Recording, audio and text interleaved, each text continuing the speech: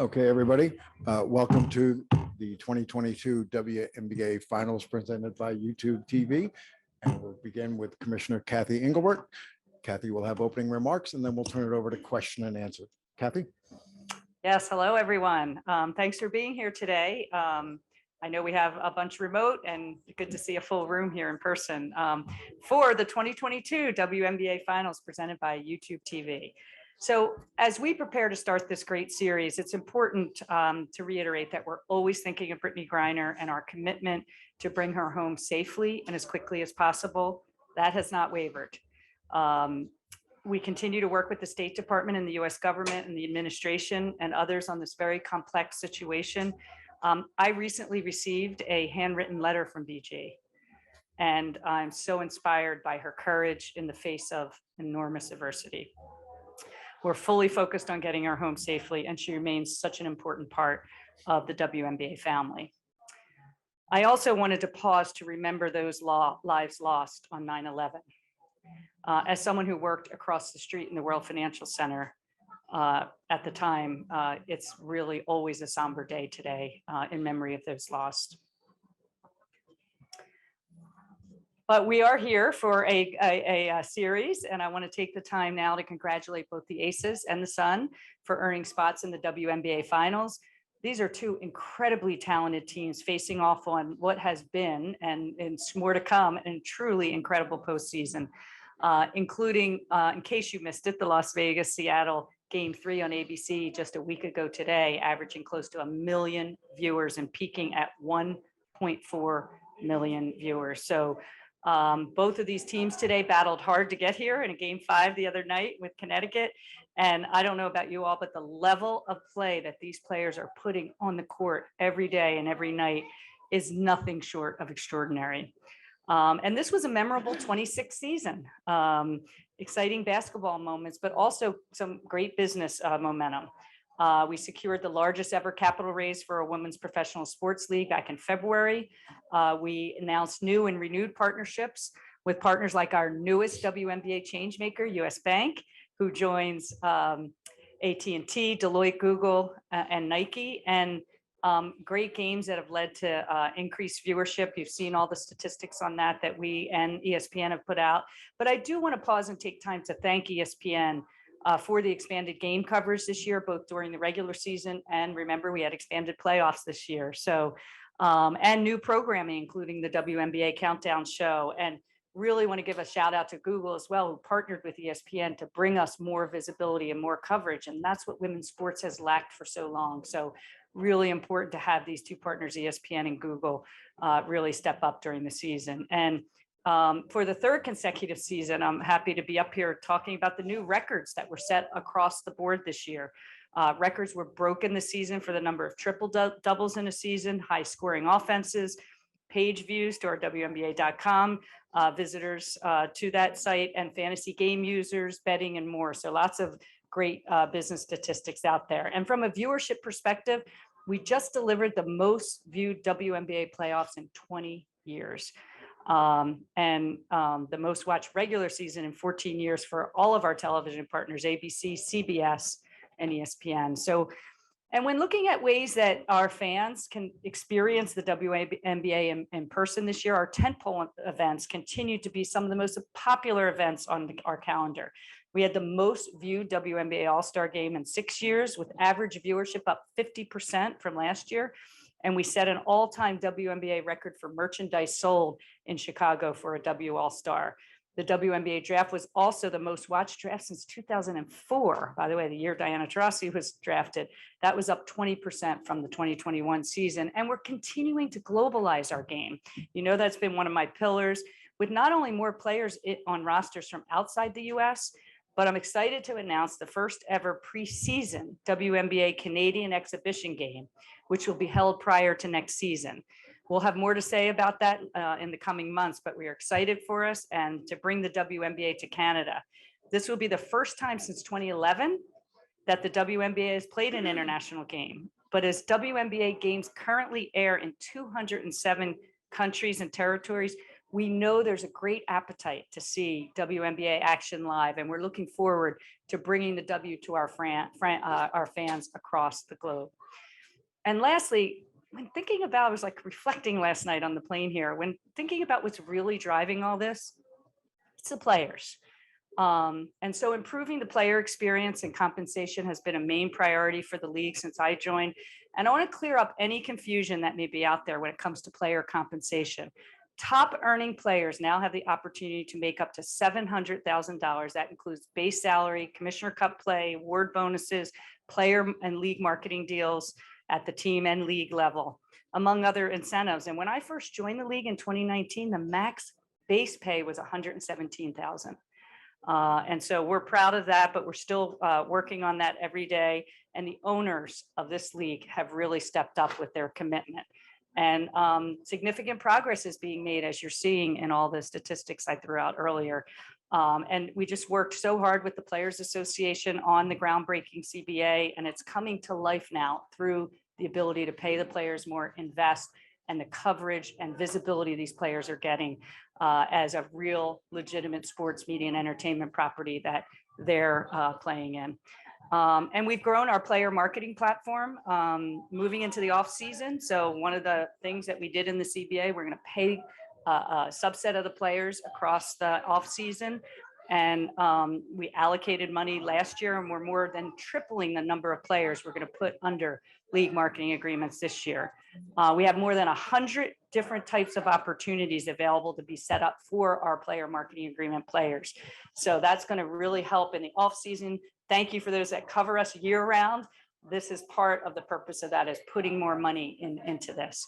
And it helps our players grow their personal brands and get more opportunities for endorsements and the value that they're bringing in their communities and in society. So, you know, we have multiple players that normally went overseas who are going to play, we're going to pay under these player marketing agreements this year. So it's something we're going to continue to work on, hopefully continue to expand. And a couple of the players that we had under agreements last year are returnees under agreements this year. So we know this is resonating with players, and they want to build their personal brands and build themselves into household names, not just here in the US, but globally. And you all know I talk a lot about transformation of the league, and transformation does not happen overnight. It's a combination of really small, consistent, and sustainable changes that, quite frankly, are like, we see the holistic shift in both the economics of the league and the enhancement of the brand. And I can't be more pleased with some of the items I've mentioned today. And as we move forward, these are all signals, signs and signals, I call 2022, that the business transformation we're implementing and the efforts we're putting into that are building results for the players and the league. So I hope everyone enjoys these incredible, incredible two teams as they show up their athleticism, competitiveness that brought them here to game one of the WNBA finals. So with that, thank you again for all your coverage, all your reporting, and I'm happy to answer any questions. So let's get to questions, Ron. Cathy will begin to your right in the first row. Hey, Cathy. Yes, Kevin Pelton, ESPN.com.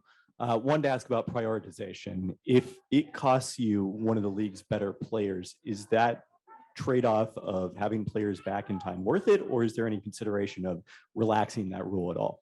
Right. So as everyone knows, as I just mentioned, the owners really stepped up on the compensation side for the players in this collective bargaining cycle.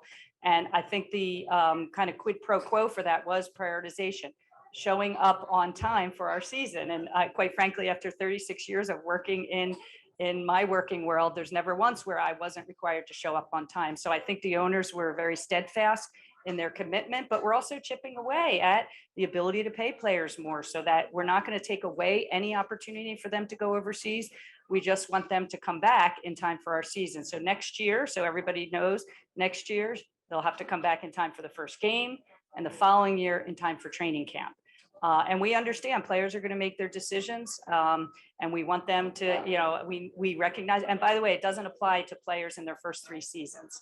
So for the younger players, they can still go overseas. And if their cup play requires them not to be back on time, that's okay. But for our veterans, we want them to come back and be with the team and build the chemistry that is needed to build a championship culture. And I think that was something the owners really stepped up. It was really important to them. And I support them wholeheartedly in that. But we understand players are going to make the best decision for them and their families. We see that time and time again. But as I mentioned, we're chipping away at, again, we close to double the winner of these WNBA finals. We close to double the prize pool for them, their bonus for the winner this year. Obviously, our total pool is now matches the Commissioner Cup pool of $500,000 for the playoff bonuses. And there's a variety of other things, like we'll probably spend close to $1.5 million on player marketing agreements with players this year. So trying to chip away at giving players a reason to stay home and a reason to prioritize the WNBA. But I understand, and we're eyes wide open, that there are some players who may not choose to do that. Thank you. Next question, Cathy, second row center. Jackie. Oh, hey, Cathy. Jackie Powell, Bleacher Report. Building off of Kevin's question, I'm curious if you can explain what your discussions have been with FIBA and the international leagues in the past many months. Emma Miesemann recently said that her overseas Turkish team, Fenerbahce, is going to end a little bit earlier to tighten their schedule amid WNBA prioritization. So I'm just curious what those discussions have been like.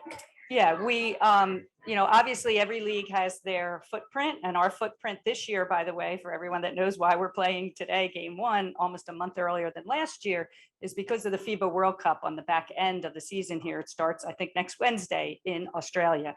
So we try to coordinate with FIBA this year. We fit our footprint in so we could honor the national team commitments of our players. So we're constantly coordinating around scheduling and things like that.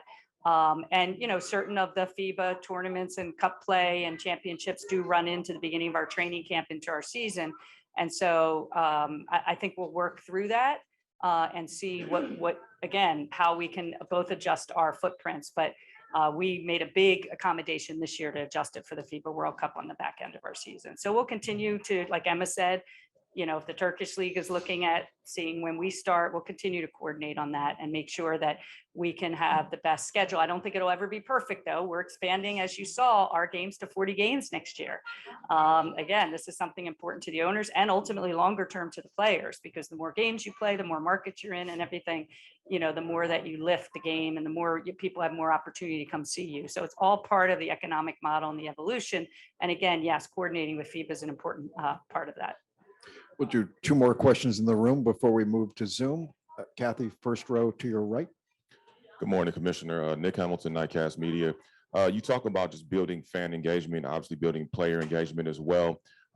Where is the league as far as being ingratiated, as far as the building rivalries? We saw the impact that Asia Wilson and Breanna Stewart had in the recent playoff series. Is the league interested, or where is the league as far as building those parodies, the Asias versus Briannas, much like the NBA did with Magic and Bird or Kobe and LeBron? Yeah, a fabulous question, because as some of you have been around since the beginning of my tenure here as commissioner, building rivalries and household names has been an important part of where I've studied prior leagues and their rise and their advancement into, again, really powerful sports media and entertainment properties. So I think what we have going on right now is pretty special, with kind of a changing of the guard with Sue and Sylvia and Brianne and others retiring this year, but handing off to, and there was no better series to show that rivalry building than Seattle and Vegas, with the changing of the guard to an Asia, a Kelsey, and Stewie. So, but I mean, you're going to see some great athletes out there today on the Connecticut Sun side. So building that rivalry. And I think, you saw a little edginess coming off of that series ending with, comments from Candace and the Coach Miller, et cetera. So that is part of what we want, obviously, to happen organically, but also we're doubling our marketing budget to market more around these rivalries and make sure that we're putting front and center with our partners like ESPN, Google, and others. We're putting front and center these athletes, that Americans are seeing them more globally, they're more recognized. And that once you build those rivalries, like you talked about on the men's side, once you build them and once you have that compelling content, and there's, again, the quality of the game and the level these players are playing at is amazing. Look what, Chelsea Gray's doing out there in that, deciding game 4 the other day. So we're getting there, and that's certainly a big part of the strategy. Kathy, first row to your left. Hey, Cathy, Kareem Copeland from Washington Post. Thank you for doing this. Quickie, we're here in Vegas. We're Nikki's team president, and we know expansion is coming down the road on the horizon. How important is it to have more women in leadership positions, particularly in the front office? And is there anything that the league can or is doing to kind of facilitate that? Yeah, Kareem, great question. I mean, one of the things we do at every Board of Governors meeting that we have with our WNBA ownership groups is talk about the diversity of our front office, our back office, of all of our, because we know we're extremely diverse in the player ranks. And again, I'm really proud that now we have 6 out of 12 of our head coaches, which are coaches of color, and 7 out of 12 of our coaches are women.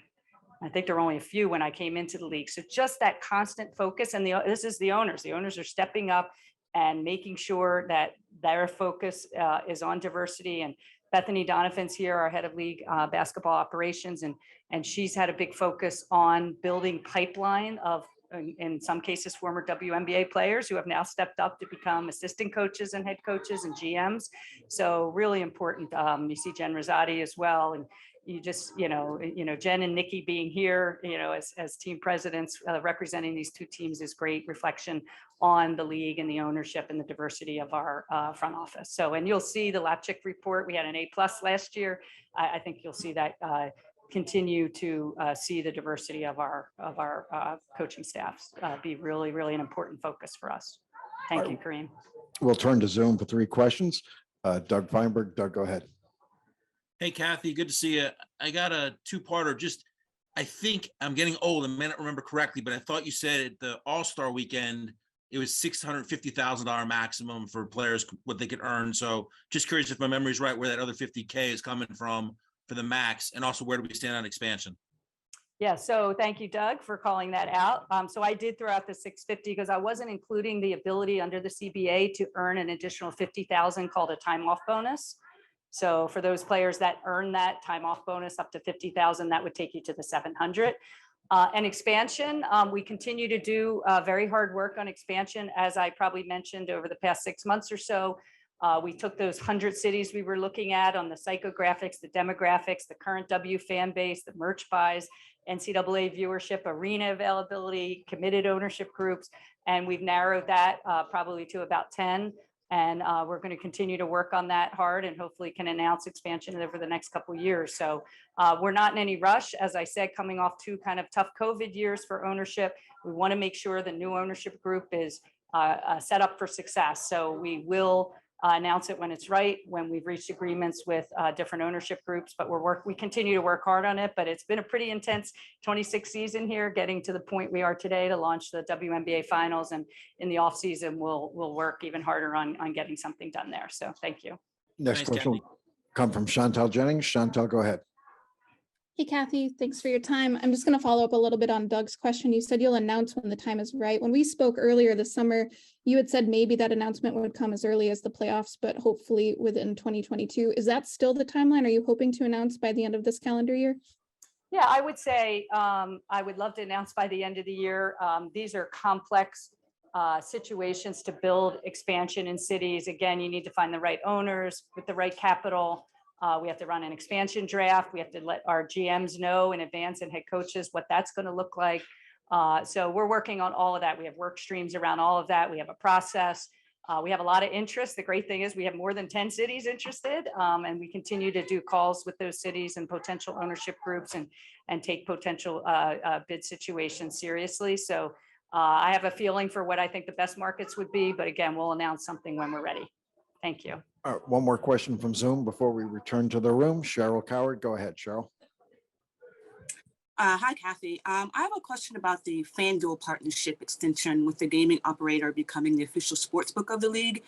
With more and more states legalizing sports betting, what are your thoughts on teams providing their own sports books, such as Monumental and the Phoenix Mercury with Bally's, and your thoughts on sports wagering in general and how it affects and will help the league in concrete terms? Yeah, I think it's interesting that both the teams in the finals now are casino markets. And obviously we had a 270% jump in WNBA bet counts this year. So that's more people betting on the WNBA. We did announce our renewal. I know there's a lot of background noise here. We did announce our renewal with FanDuel as a key league partner. Also, if you've seen the data, more women are betting, and our fan base skews, more women, younger, more digital native. So we're excited for that as an opportunity, certainly in the markets in which we operate right now in the 12 states. It's not legal everywhere where we operate yet, but it's provided opportunities. Saw Phoenix announced last year a large betting deal with the Phoenix Mercury. And so we'll just, as states legalize that, that'll be opportunity for our teams in those states where it's not yet legal. So we're excited for it because, again, if you're trying to be a sports media and entertainment property that has compelling content, I think what you're seeing on the court is no more compelling. And that's, I think, driving part of the betting increase. And certainly we'd love to have more betting partners. And we have a whole focus on this as part of in our WNBA league office. Cathy, next questions. I'm sorry. Second row center. Do you have the mic, Cassandra? Mike. Thank you. Cassandra Negley, Yahoo Sports. Force 10 started a 3x3 team a few years ago. You guys had allowed that to be a pilot program. What are the league's plans with those teams? And is that a viable route for expansion for the league? Yeah, good question. And I don't know viable expansion as far as expansion teams, but certainly viable from the format. It's exciting. It's outdoors. It's quick, 10 minutes with a very short shot clock. I know for those that studied it in the Olympics last year in Tokyo and the US winning the first gold medal in that sport ever, it's the #1 most popular urban sport in the world. And I used to walk around during COVID on walks in my neighborhood and see all these kids out there just playing either 3-on-3, 2-on-2. So that format, I think, can have some real interest, whether that becomes longer term, some way of developing future WNBAers. But the more opportunities girls and youth get to play girls basketball and women's basketball here in the US, I'm in favor of. And Force 10 has been a leader. And I think you've seen some of our other teams step up to sponsor teams as well on the 3x3 circuit. So I'm really interested in the format. I could see us piloting it as part of WNBA Live in the future as part of All-Star. But certainly something to look at. And as we improve the economics of our league and have more to invest, that would be something I'd certainly be looking at. Next two questions from the right side of the room. Cathy, third row to your right. Hi, Cathy. Tarika Foster-Brasby, ESPN. As we, look to increase our games to 40 games next year, there's a possibility that we'll run into a situation similar to today where there's a WNBA finals game or a playoff game that would be competing in some ways with NFL, which is, as we know, a very large market and audience. What are we doing, or shall I say, have you had conversations with broadcast partners about the scheduling, about primetime slots, and how exactly we can kind of not conflict with other sports in this time of year? Yeah, again, this year is very unusual to be having a WNBA playoff finals game 1 on the same day as opening day of the NFL, but we always compete with the NFL, MLB. We compete on the front end of our season with the NHL and the NBA and college basketball. If we moved ourselves there, everyone's like, just move it earlier. That's complicated. Also, arena availability is complicated. So I understand the frustrations of some certainly around this topic, but we're always going to compete. That's why we've got our heads down at the league, transforming our very player first stakeholder success and fan engagement strategy.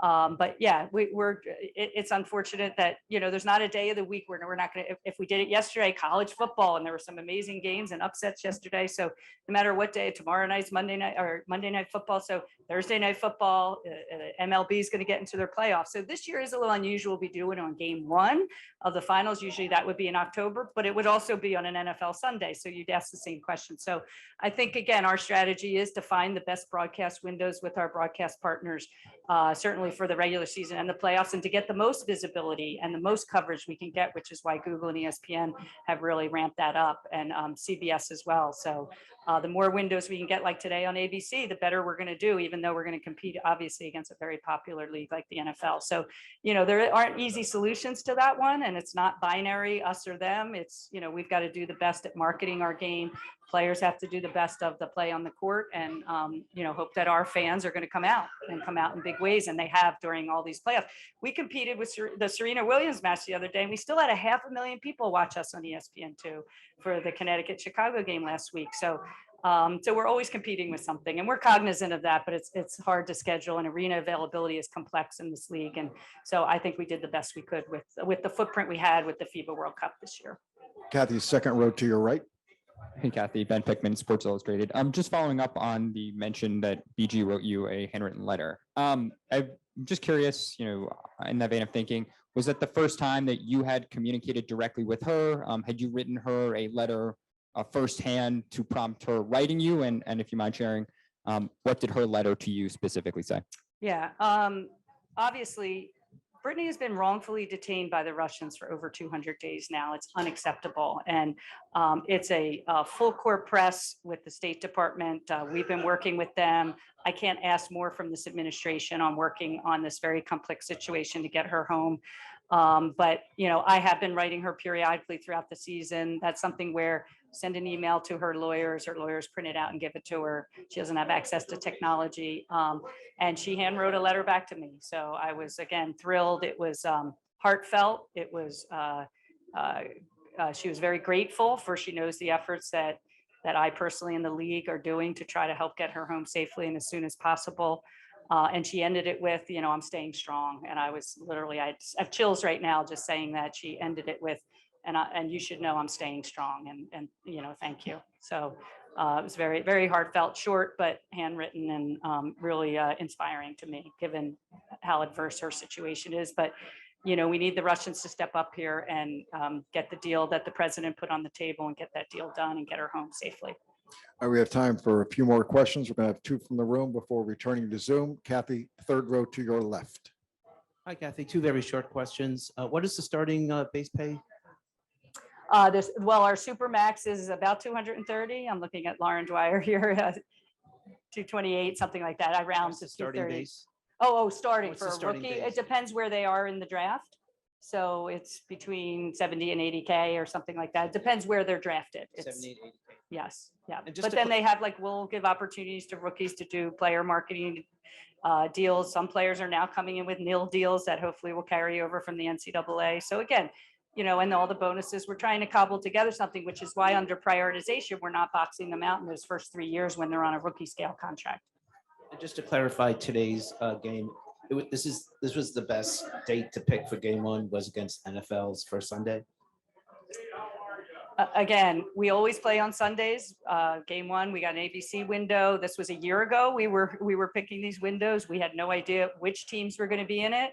If the Aces weren't owned by an NFL owner, maybe you wouldn't be asking that. But if they were owned by an NBA owner or an independent owner, but yeah, we set our schedule well in advance of when the NFL came up with their schedule this summer. So, and again, just to reiterate, the reason why it's so early this year is because of the FIBA World Cup, which starts on Wednesday, and there's many WNBA players, not just on the U.S.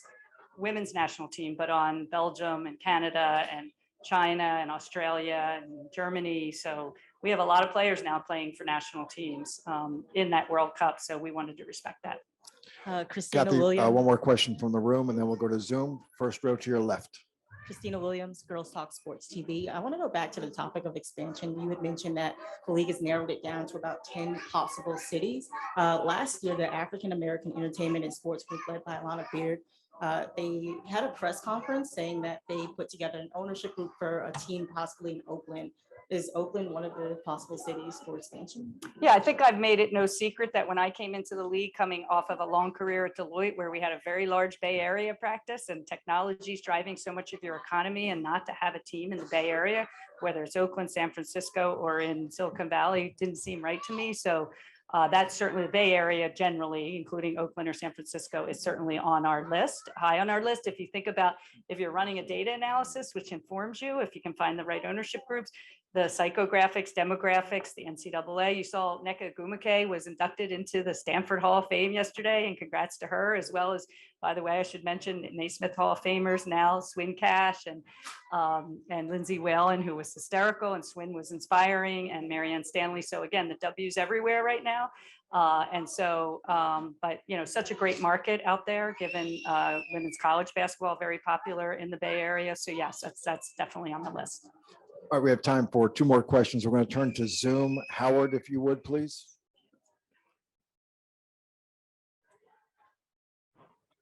Yes, thank you, Cathy. Appreciate the time. It's kind of a two-parter, but one is, given that back in 2020, the conversation about prioritization was pretty fairly explicit, and understanding that there was an increase in salaries in exchange for this coming in 2023-24. I'm wondering if you're surprised about the tenor of the conversation from players, how it matches your internal conversations with the PA at this point about upcoming prioritization. Thank you, Howard. And you're making me a little dizzy in the car there on Zoom, but if anybody, we could see that screen. But no, great question. I am not surprised at all at the tenor of the conversation. I totally expected this. That's why we've been trying to do not only small things of symbolic value in the years leading up to the prioritization rules kicking in next year, but also to really up player prize pools and to put up $500,000 in that Commissioner Cup pool and $500,000 in playoff bonus pools and $1.5 million in marketing money from the league, and then everything the teams can do under player marketing agreements. So not surprised at all that players are really starting to think about, you know, balancing what they want to do. And again, many players who don't get a lot of playing time in the WNBA, you know, we certainly want them to play in the off season where it's right for them. And so, no, I'm not surprised at the tenor at all. This is a conversation we've been having since I joined the league. And I think the Players Association have been good partners in educating players on what we're trying to do. We did a lot of team meetings this year, led by Bethany and Bonnie Thurston and Taj McWilliams Franklin's team, as well as I did a business of basketball with most of our teams this year. So we're just trying to make sure the players know what all their opportunities are and they choose the best thing for them and their families. And so no, I'm not surprised at all at the tenure. And this league has never been about one or two players. And so again, players are going to do what they want. They know their bodies are only going to hold up for so long. And our average tenure of a WNBA player is, I think, less than 6 years. So we want them to have opportunities in those first couple of years to play overseas. And again, so we're not negative on playing overseas. We just want them to come back and prioritize the WNBA when our season starts. And just real quick follow-up, how much do you think a new media rights deal, which is obviously in the offing, but still a couple of years away, helps change this equation and solve these kinds of problems? Yeah, I think it's probably the most important business issue I am focused on is as the whole media landscape is shifting with streamers and live sports kind of keeping alive households and people using TVs and not cutting the cord and you know, the YouTube TV, who's our sponsor here of the WNBA finals and their success in the marketplace. So the media landscape's changing so rapidly. We're watching all of those shifts and we're going to come up with the best media rights deal, combination of media rights that we can. We know, you know, as a younger fan comes in to our game too, they're very digital. And that's why we worked hard to get the Roku enabled League Pass this year, but we'll continue to invest in digital, deploy some of that capital in digital so we can build that fan and viewership base so that when we're in those media negotiations over the next few years, that we're going to maximize the value, which absolutely ultimately everything we do accrues to the players. So absolutely will help the players. And I think if you look at our viewership this year compared to some of the men's leagues, we're doing quite well, even double one men's league who just signed a very large media rights deal. So I'm really optimistic we'll get something very favorable. And it should be, because this valuation model has been broken for too long. I've been a staunch supporter of disrupting that valuation model. We're doing a lot of work around doing just that. And hopefully that'll set the pace for other women's sports leagues, as we're the longest tenured here in the US at 26 years, double any other. And it's really, really important that we get the value we deserve. So yes, that is going to be a huge uplift to these players. Now, last question, Cathy, first row to your right. Hi, Cathy. Alexa Philippou with ESPN. And the topic of the preseason game in Canada, what went into the decision to have the game there and why Canada and that timing? And then I have a quick clarification after you answer that. If that's okay. Yeah, I think we've been looking at Canada for a while. In fact, pre-pandemic, we were planning to play a game, preseason game in Canada. Obviously, then literally in like the coming off the CBA in January of 2020, talking with Canada. I made a visit up there. I think women's sports is very, very popular there. They've been very successful in basketball, soccer, and hockey. Obviously, hockey is kind of their national sport, but basketball is growing. We have players from Canada in our league, so that's helpful as well. And so I think the ease of the travel there during, again, an intense training camp time that we have made Canada attractive to us. And I think, again, the demographics and the youth and diversity of that country and some of those cities is the reason why we'll start there. But we would love to get over to Europe, Asia, do an EMEA, do an Asian tour some point in the future as we're building the economics of this league and the success of these players' global brands.